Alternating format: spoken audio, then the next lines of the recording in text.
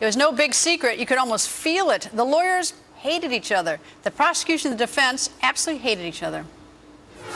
The state didn't give us the information timely. I would offer him the opportunity right now to apologize to me for suggesting that I stood by silently with information that I did not have. To deny Mr. Zimmerman the right to present this information violates both the Florida and the United States Constitution. This was a trick. Doesn't the court realize this was a trick? It's simply unfair for Mr. Zimmerman not to be able to put on his defense because of the state's tactics. I think the prosecution of George Zimmerman was disgraceful.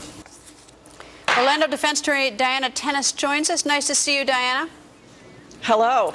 All right, so you're our Orlando lawyer, Sanford lawyer. You know the behind the scenes. What's the real story? How much do they really hate each other?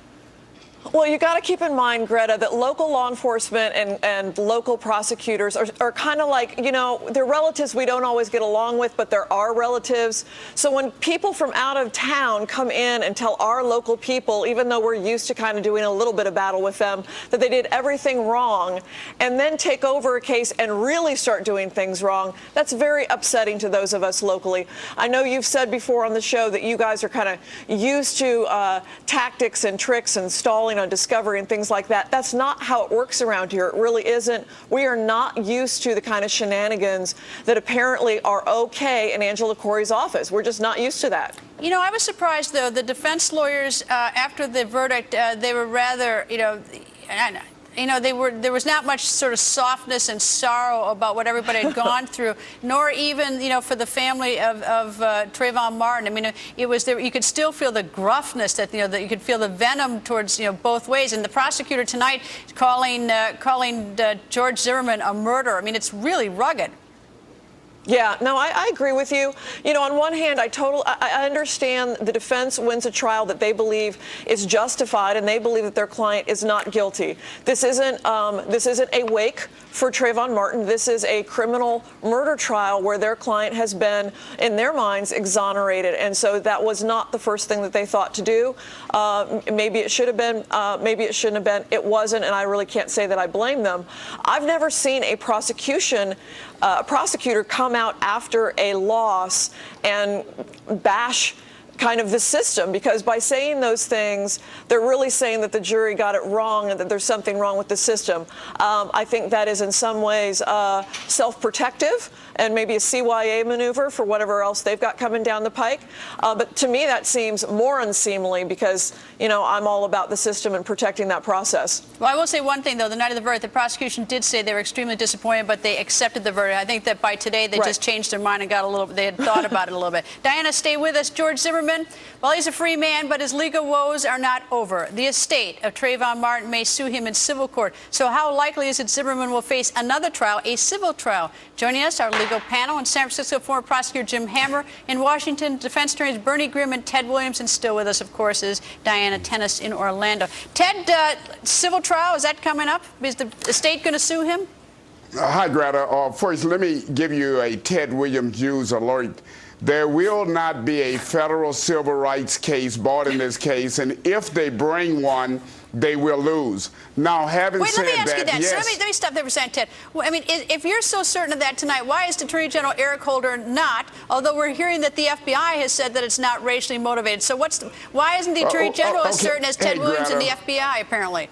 Okay, the bottom line is I've done a lot of these 1983 cases. I've dealt with the FBI in these kind of cases, and I can unequivocally tell you I can count on my left thumb the amount of times they've come forward with this.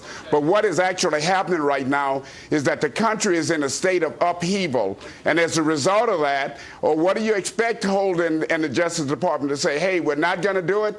Or I think they're trying to, as Alberto Gonzalez told you in your last segment, they're trying to let things cool off a little bit, I believe. All right, Bernie, civil case or no civil case? No federal rights case, no civil case. I mean, you can obviously anybody can sue anybody. I could sue Ted just because I don't like the way he looks at me, but I'm going to lose in trial. The difficulty you're going to lose it to me too. Go ahead. The difficulty is if you get to trial, and Ted does a lot of these, I don't.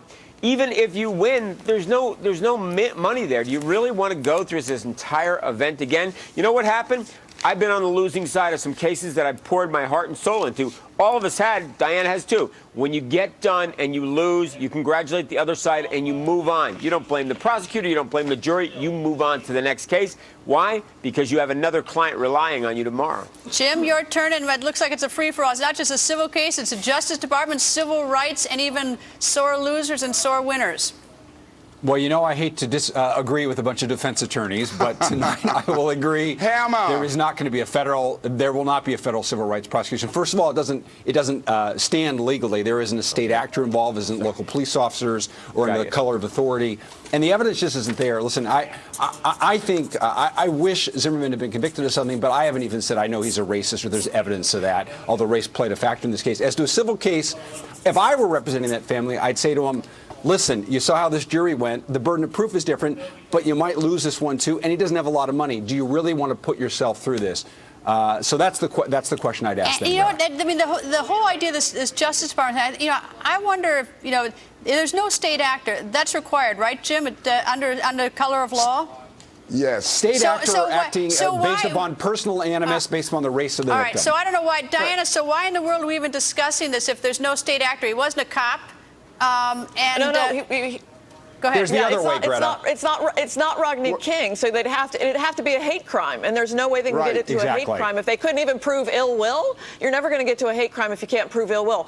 I feel like the only person in this case that might have a 1983 action is George Zimmerman. I mean, it was clearly race that brought about this, from his point of view, wrongful prosecution. You've got cops who were fired for no good reason. You've got cops that were demoted for no good reason. I think, frankly, the defense angle of this may be the only viable civil cases to come out of it. Panel, thank you. Got to go. Thank you all. Coming up. Thank you.